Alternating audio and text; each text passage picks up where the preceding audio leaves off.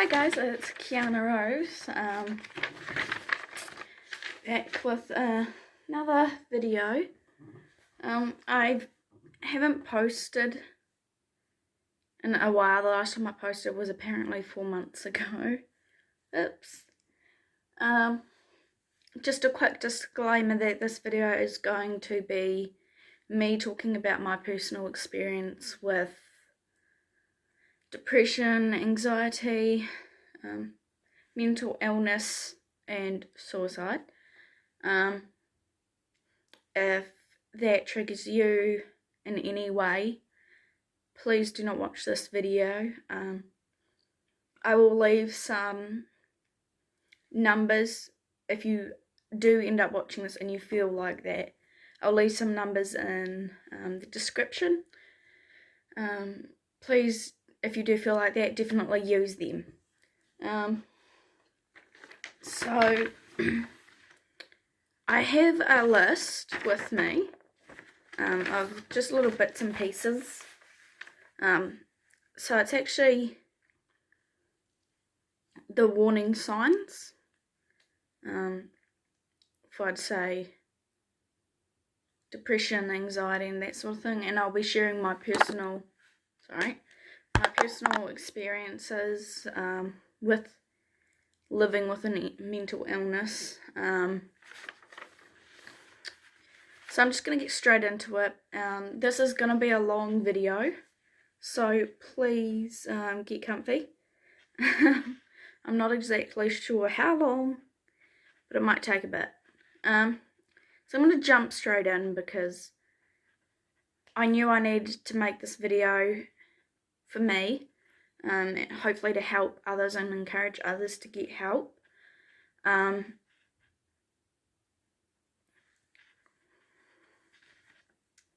Because I know if I didn't make this video, then I wouldn't make it at all, and the whole point of my YouTube channel was for me to share my experiences and bring awareness and help others in any way I can.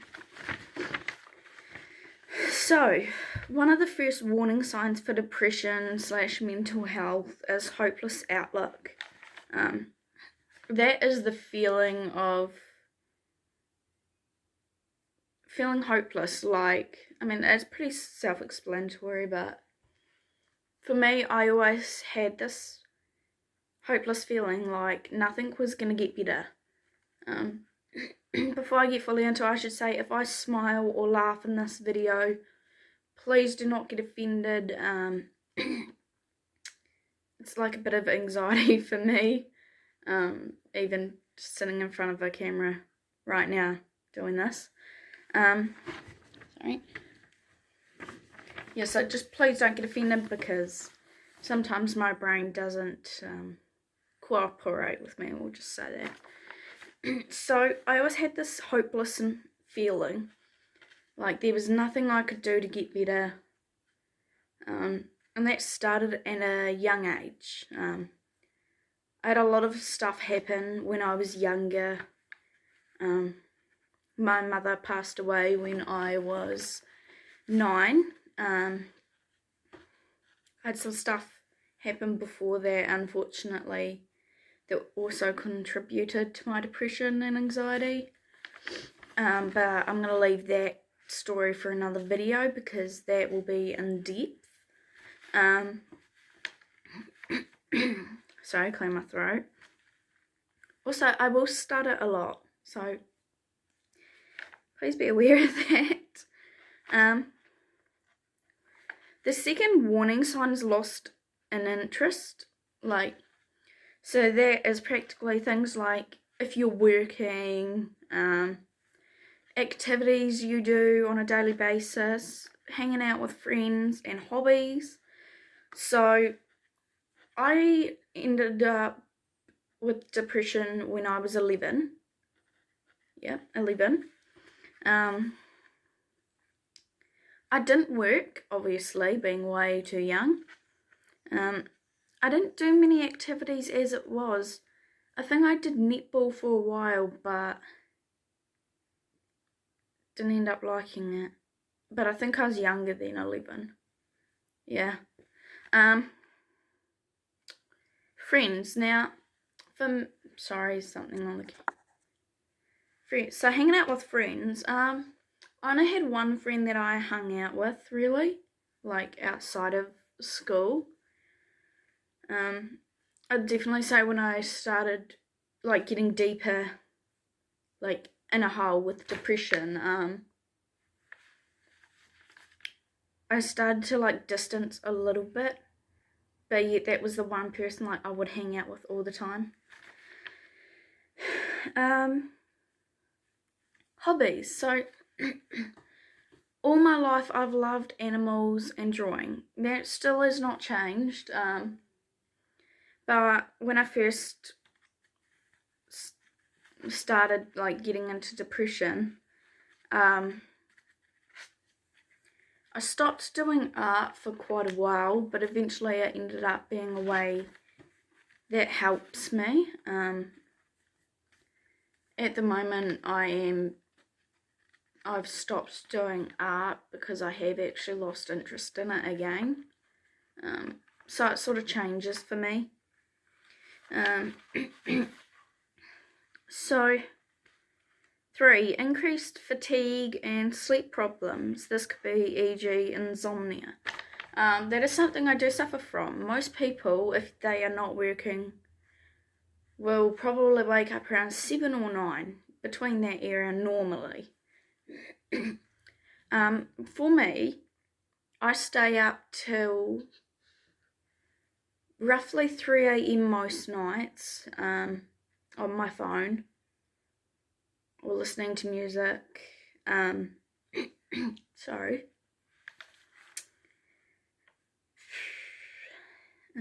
And I don't typically wake up till 12:30 the next day. So I definitely oversleep. So yeah, it's hard to explain. I do struggle to get up early. There's definitely a lot of the time I don't want to get out of bed at all. It's one of the things about depression.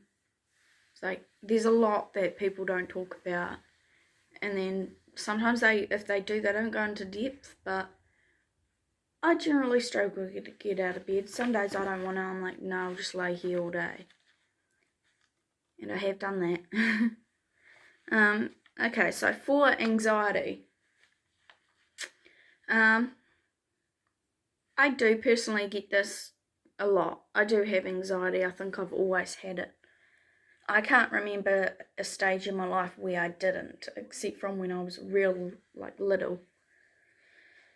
5,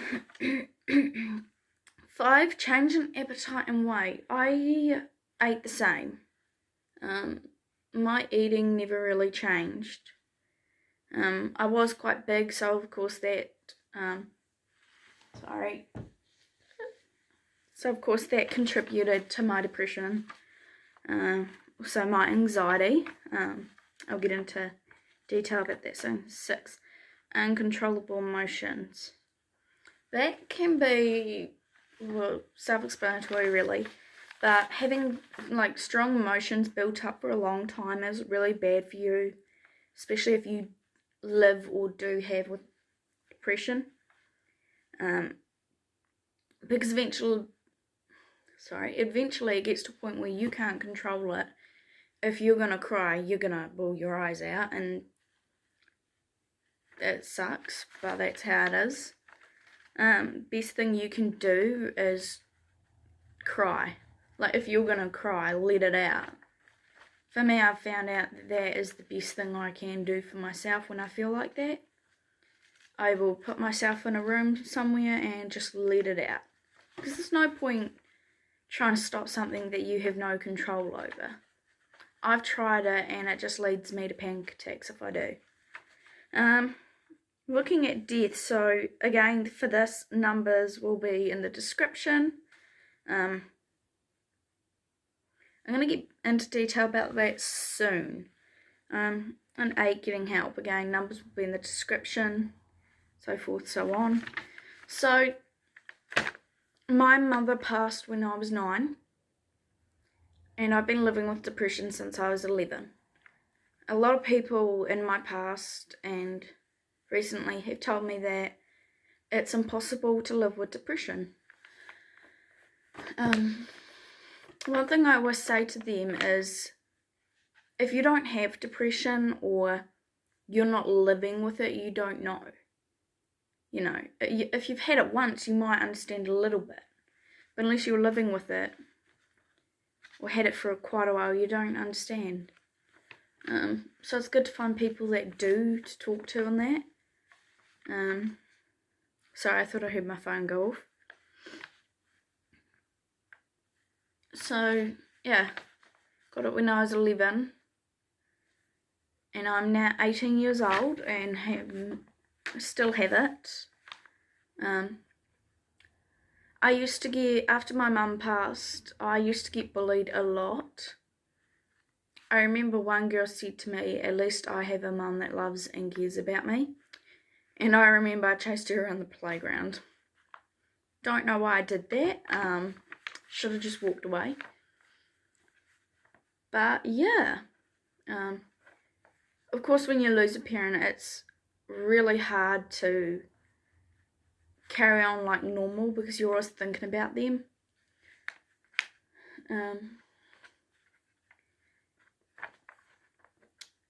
And I remember I felt so lost and out of place at school, because anytime we had parent-teacher interviews, it was just me and my dad. May he rest in peace. Yeah, so, yeah. Sorry, there's a dog barking. So, I always used to get bullied in primary school. I used to eat my lunch in a corner, and I did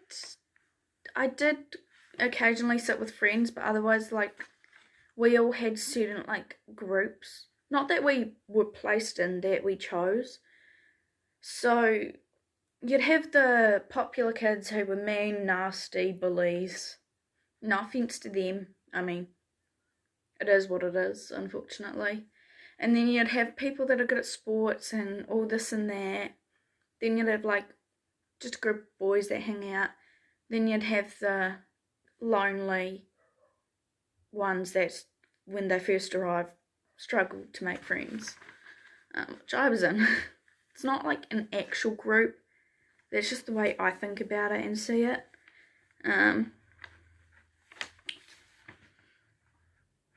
But I used to have basketballs thrown at my head.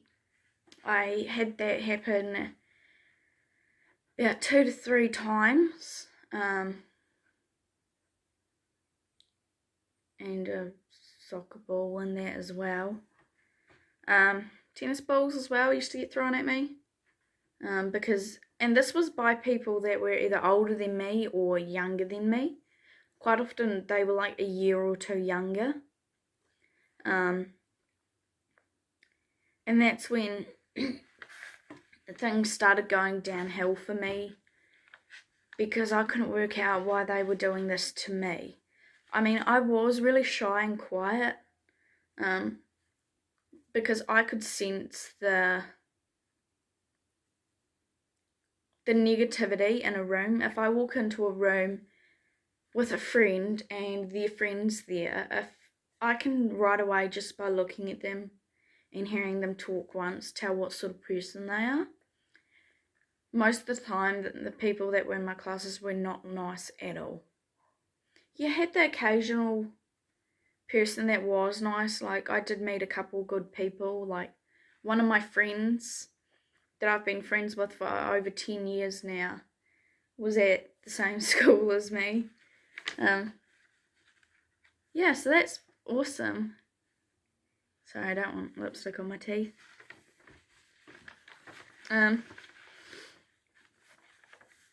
And if I do pause a lot, again, it's because I do need to think before I speak.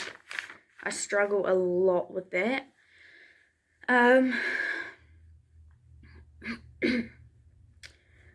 So sleeping, insomnia. Quite often when I am still in depression, and that feels weird saying that. Quite often at night when I was upset, I'd listen to music and all of that, but like, I don't even know what to say. But like, if I'm not on my phone or anything, if I try and go to bed early, I'll be lying awake staring at the ceiling for like 4 hours. I'm lucky that I don't really get sleep paralysis. Okay, I'm not too sure how to say that word. I used to get that a lot, and now I don't. So getting deeper into it, I always had really bad anxiety from what I can remember. One of the really sad things that my depression led to was self-harm. Again, if you're triggered by this topic, please click out now because it's getting down to it. I remember there was this one girl who did self-harm, and I ended up talking to her about it because I was young, I was curious. I can't even remember how old I was. It was probably when I was 12, maybe 13, 12, can't remember. And she ended up telling me how you do it. I remember that day I did do it. Do I look back and regret it? Yeah. I mean, I do, but I don't. I would say everything I've been through my whole life has made me who I am. And I'd rather have all this bad stuff happen to me than others, but unfortunately it doesn't work like that. But it takes a lot to overcome it, and it takes a lot to talk about it in front of a camera as well.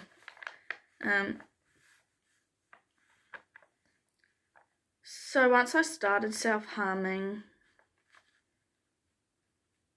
it did lead to me self-harming every day on my thighs and arms. And I do have scars. Mine aren't always that noticeable, which is sort of nice, but it's like when it's super cold they stand out, and I feel like that attracts attention, unwanted attention. I don't see my scars as a negative. I see them as battle wounds, because, well, I don't see them as a negative. I mean, they are with me for life now, which, that does suck. Trust me, that sucks.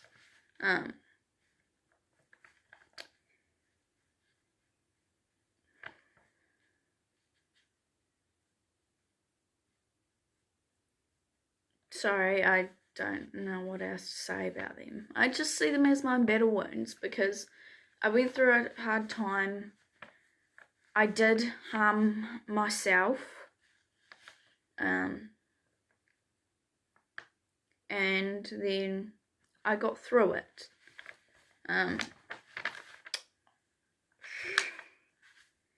So moving on to like the high school story, I didn't really get bullied as much because day one I stood up for myself. I had to stand up for myself.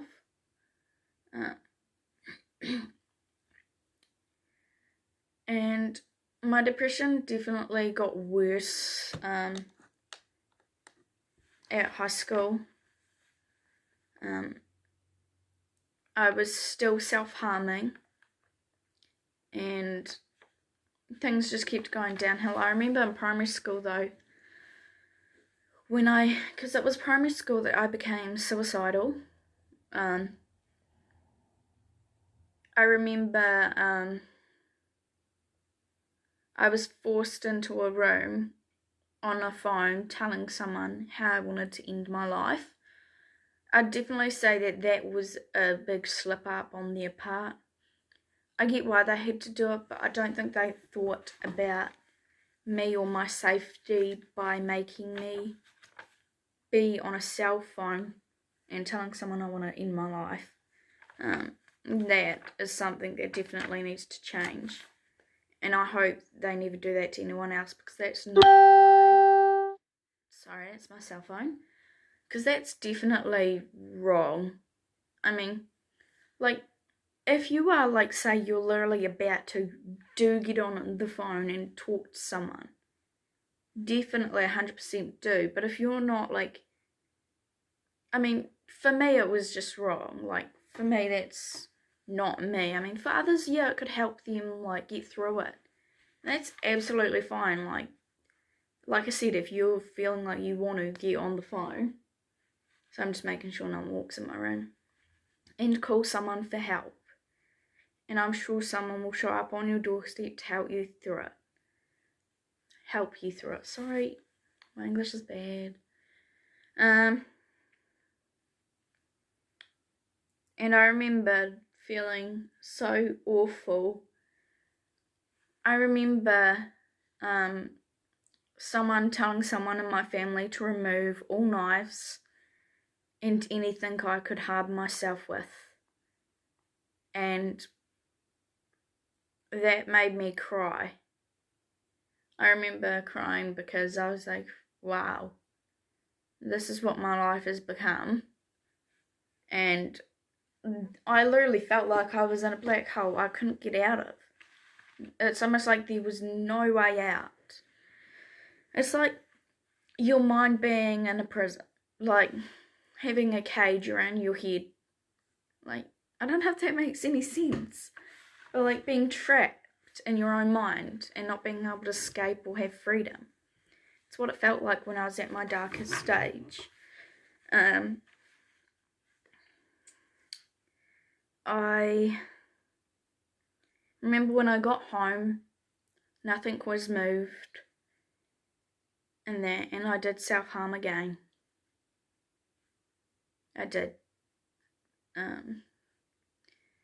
Because I was feeling so shitty about the day I just had and all of that, and that was the only way I knew how to relieve it, was to self-harm.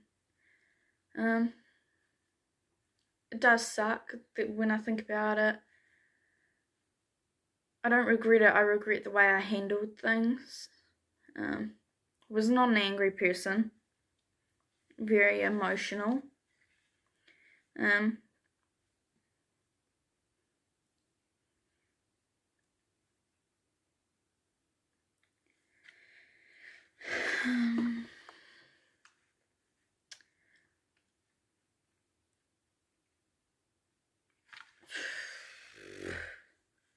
So I'm thinking, because the next thing I'm about to say, it sounds really weird for me, and I don't even know if my family knows, so in advance, sorry. I will be honest and say, in primary school, like that sort of year area, I did try and take my life once. Obviously not going to say how. And then twice in high school, because everything got too much for me. There wasn't much I could do. Back in primary school I did get counselling, but the only sad thing about the counselling I received was that they would take me out for a coffee and a muffin or something, and that sounds great and all. And it was, it was nice, but then... Sorry, my hair's annoying me.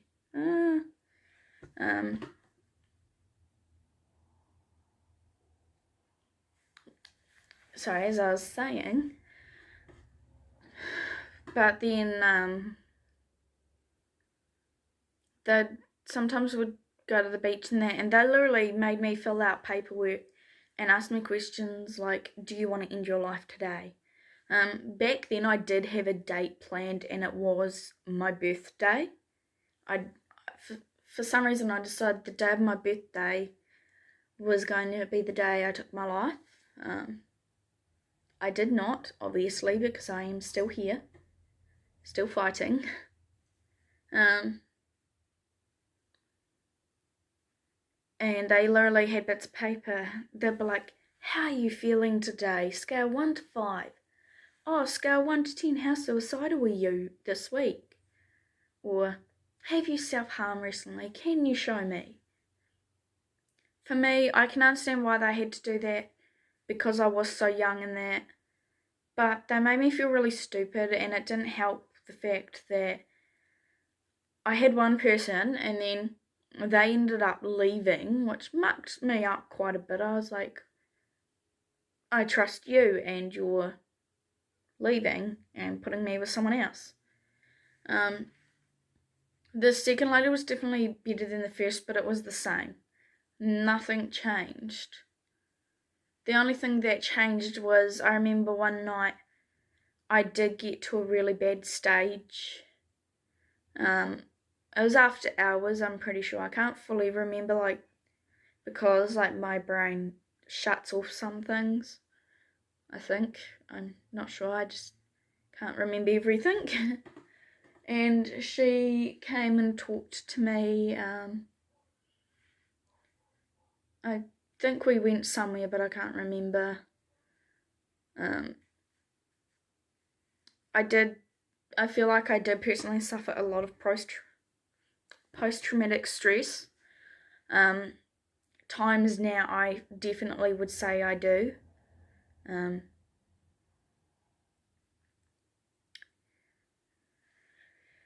It's hard.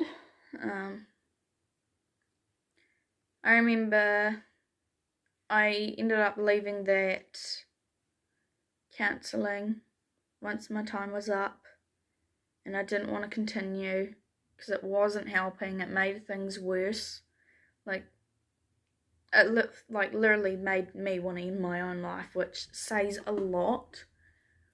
I'm not saying all counsellors are bad. Most of them are pretty good. You just have to find the correct person for you, which can take a few tries. So if you get a counsellor and you don't like the first person, or you're just not clicking, or you feel like they don't get you, try another one, ask for someone else, and keep going until you find the right person.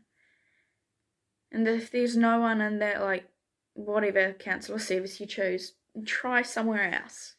Just don't stop, keep trying.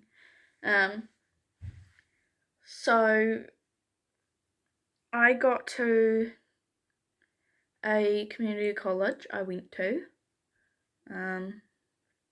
last year, and I should probably go back a bit first. So my dad passed away the 15th October 2018 due to an accident, which means I technically am an orphan. I do not have any parents, but now I'm boarding with people. Yeah, I remember getting, I can't say more depressed because I wasn't. I didn't know how to feel. It was like a dream, and it's like my brain shut off parts, like memories and that, because some things, when I hear family members say something, I'm like, was I there? And if they're like, yeah, I'm like, I don't remember. I guess that's part of post-traumatic stress disorder, is almost like your brain takes control over a bad situation or something triggering and shuts it off, so you can't remember it for a while. I get flashbacks every now and again of like, so obviously, like, I was in high school, I wasn't there with my dad, obviously, but like, the scary thing about my brain is sometimes at night when I'm trying to sleep, I get these vivid dreams of what it would have been like, and a lot of the time I wake up bawling my eyes out because I'm like, that's gross, and it makes me sad because it's almost like being able to picture everything that happened, and that's scary. And obviously I will never know if that is exactly what happened or if it didn't, but like, it's just always so vivid, and having that picture in my head right now does make my eyes tear up, because it's scary. So moving on from that, I left high school in year 12.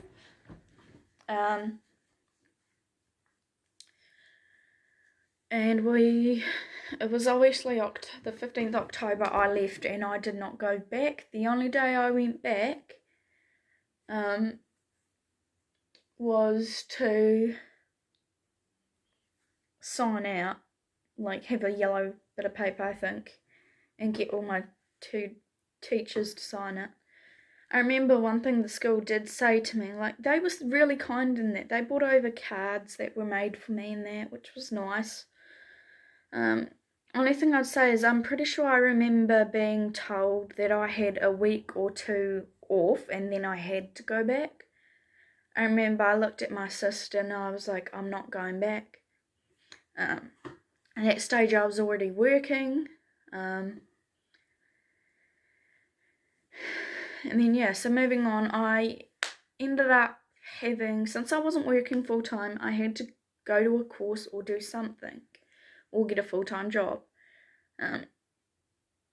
My dad always said the only condition for me to leave school, the only condition for me to leave school was to have a full-time job or go on another course or something. So I did, I left, I went to a community college.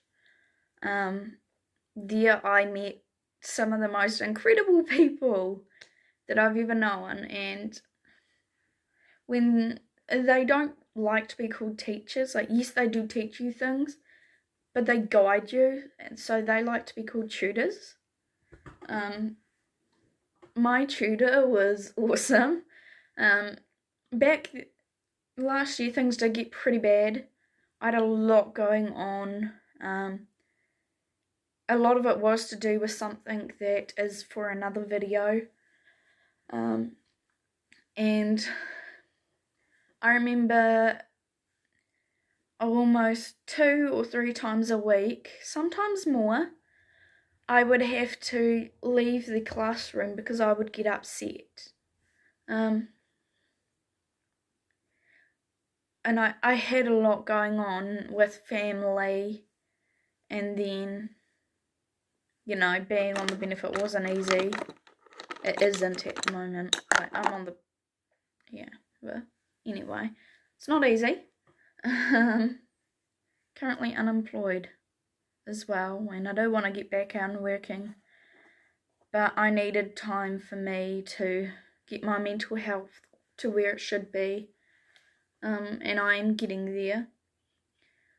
But this tutor that whole year was so supportive. Anytime I left the classroom, she'd either go out with me or she'd let me have a few minutes and then come out and see me. She was definitely more of a mother figure. She is awesome, and even now, she does contact me, and it's nice to be able to have someone who continues to be there. Like,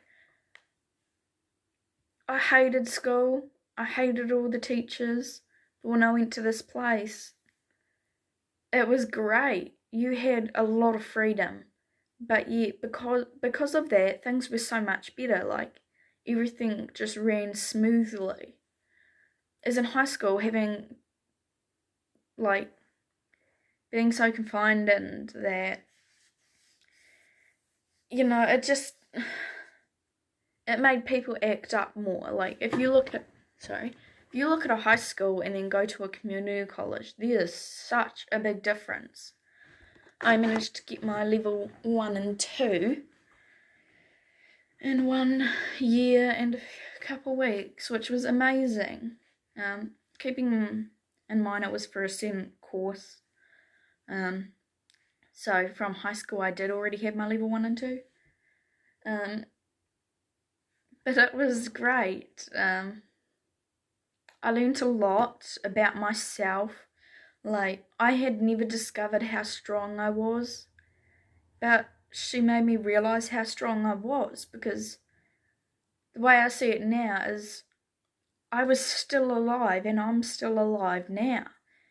For me, that's what counts, and she was definitely a big part of that, because last year things did get really bad for me. And there's things I would change about how I reacted to these things happening. But yeah, I made a lot of friends. I was not bullied or picked on. Random people that in other classes used to come up and talk to me, which was nice, you know. Also, a school has like maybe 200-300 people. Where I went, there was probably maybe only like 40-60 people, so it was a lot smaller. The classes were smaller as well, which really helps, because it means the tutor can get around everyone, and sort of like see who needs more help than others. And you know, it was nice. You could sit and have a conversation with a tutor about almost anything, depending, obviously. And yeah, I mean, it had similar rules to school and that, but then so much more was different. It was great. You know, like, we all cleaned up after ourselves and that. We all knew that, how it worked. And it worked well. Instead of like high school where, you know, they had cleaners that did all that, so everyone just used to chuck things around in that.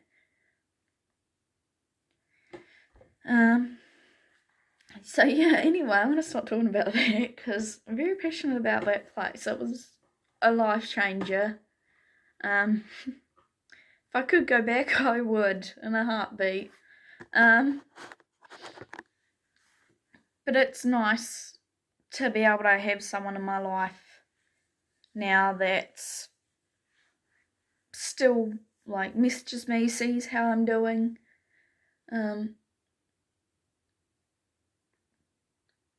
Sorry, I just noticed a photo frame's missing some photos. So I would say I definitely, like, do still struggle. Like, I remember going back to the college I was at, I went through a really bad stage, as I've said many times now. But I spent 2 days walking around the whole place just looking so sad and miserable. Like, this tutor that always made, like, put a smile on my face, could not put a smile on my face. I was, well, not having a bar of it, apparently. I was too miserable. But then she helped me get the help I need, and, you know, she could always tell when I was upset, or as soon as I walked in that door, she could tell if I was upset. Because I do have mental illnesses, and it's not fun. None of it's fun at all. But it's great having someone isn't like nice as, because I don't have any adults in my life now that are like role models, if that makes sense. That probably sounds really bad, but I don't. Of course, I've got family, but yeah.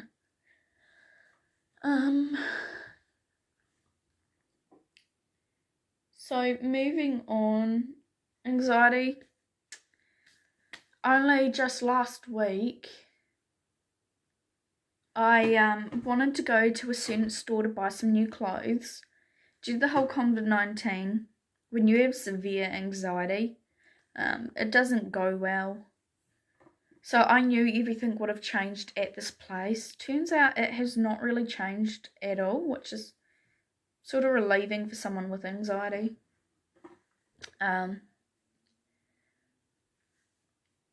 So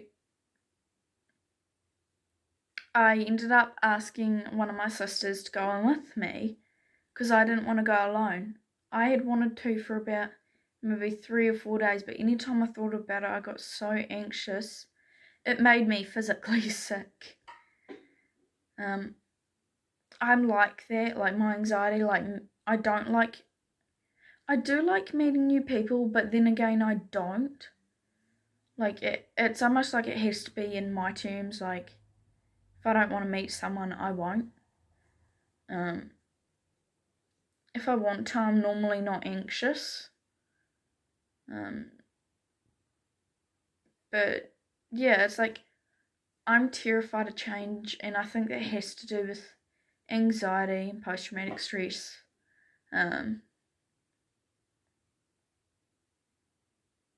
Sorry, I keep zoning out, staring at over there, and I'm like, the camera's over here.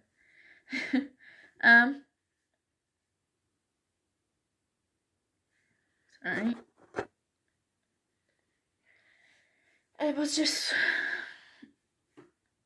difficult. I can't remember what I said before. Nice one, Kiana. Good job to me. So I almost keep forgetting that I'm literally talking to a camera. So anyway, things did, like, I'm not gonna sit here, lie to you and say everything gets better. It's, for me personally, like, things did get better, but they also went downhill pretty quick. I had a job not long ago during this pandemic. Like, I lasted, unfortunately, 2 days. Due to my mental health went downhill severely. And this was back in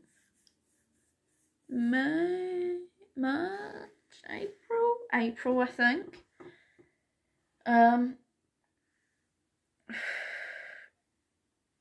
I felt really guilty, but thankfully the people were super lovely in there, and they completely understood.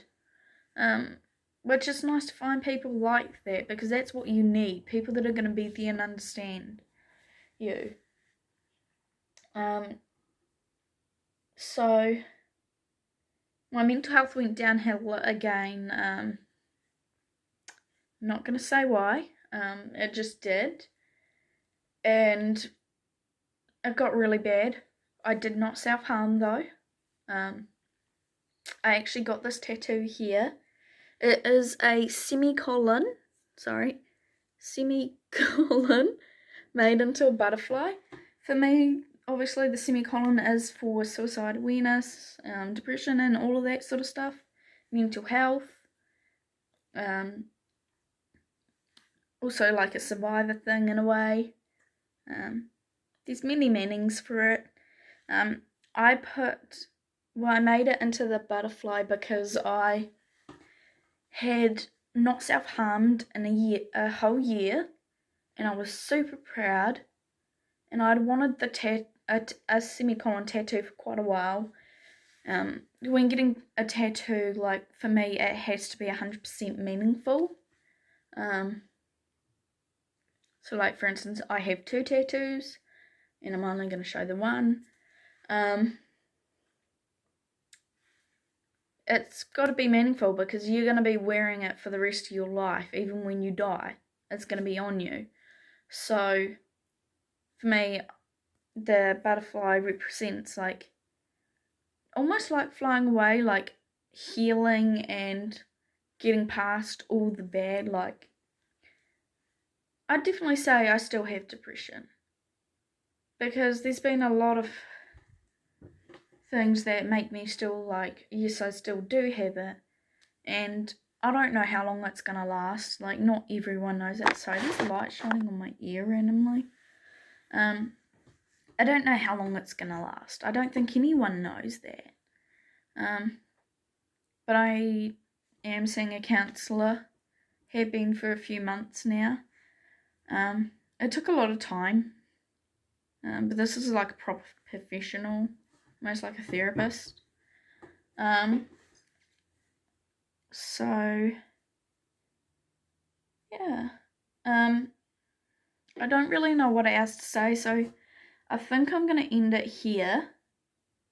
But before I do, I just want to say there will be more videos coming up. Obviously this is unedited. Like, I want people to see the real me, not photoshopped or, you know, anything like that. Like any filters in that.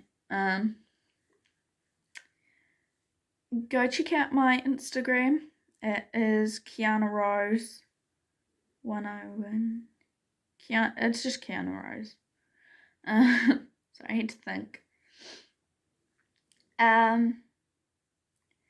Also, make sure to subscribe and give this video a thumbs up. Would be much appreciated. Also though, if you definitely feel like you're in a situation,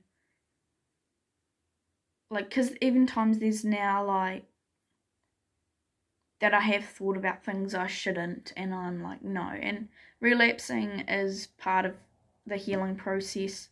You can't just expect an ex-self-harmer not to harm themselves again. Like, relapsing is normal, it's part of it. I did relapse about 2 months ago. Again, sorry to family if you're watching this. But I'm getting through. Like, I know that it is a journey that I don't know how long this journey is going to last. And when you get in a bad place, you don't always have control over your brain. Well, you know, your reaction to things. When I did relapse, I didn't have control. Almost like I didn't know what I was doing. I'm gonna leave some numbers in the description. So if you do feel like that, you know, personally for me, being on the phone, telling someone what I want to do did not work. But definitely if you are like, definitely see a counsellor, and if like you do get in a stage like that one night or day, do it. Get on that phone and call them. There's so many numbers out there. Since I'm in New Zealand, I will leave New Zealand Timaru numbers. But if you are from another country, you can always Google or ask someone for those numbers, because they do obviously are different. Because no one should ever have to feel like taking their life as an option. It's a way out, yeah, but it's not the best. Personally, for me, I used to see it as no one's gonna miss me and all of that. And now, like, I can honestly say, like, so I am an auntie, of what, 9? Gonna be 10, 9, only a 9. And I'm only not 18. Ooh. Now, I love them all to pieces. But that was one of the things that kept me here. Like, find something that can help you stay, because it's going to be worth it eventually. You just got to find what you want to do I didn't know what I wanted to do in life, and now I've decided YouTube is definitely it. I want to do YouTube. I want to make a career out of it and help as many people as I can and have fun along the way. But yeah, no, my nephews and nieces are one of the only reasons I'm well, now it's changed, but back then they are the only reason I am still here. And I'd say that's still true because I didn't want to leave, I didn't want to take my life and then have a niece or nephew not know me. To me, the thought about that made me bawl my eyes out every time, because I know someday in the future, I've always wanted kids, so someday in the future it's I want kids. If I'm not here, I can't have kids. I can't meet new nieces and nephews, so on and so forth. Because once you're gone, you're gone. You miss all of the good stuff that you loved. For me, it'd definitely be my family. The thought about not being able to have kids now scares me. So anytime I do get a bad thought like that or anything, I think about the fact I do want kids and I want my nieces and nephews to know who I am. I'm going to leave it here, but thank you so much for watching. I hope this at least helps someone. I know it's not the most positive video, but it is part of my life journey, and I am getting the help I need, and I hope anyone out there who's feeling the same way gets the help they need too. So like I said for the third time, I think, numbers will be in the description, so please use them if you need them.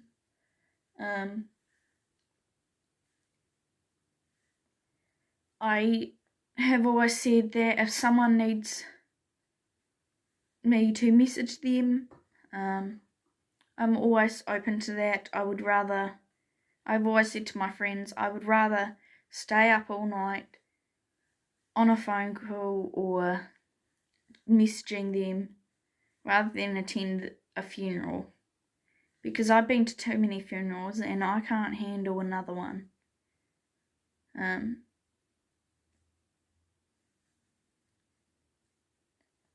So yeah, and thank you for watching. I hope you've learnt something. If not, I hope you can take something away, or learn or know the signs. Or maybe even if part of this teaches you something you can use to help a friend, maybe.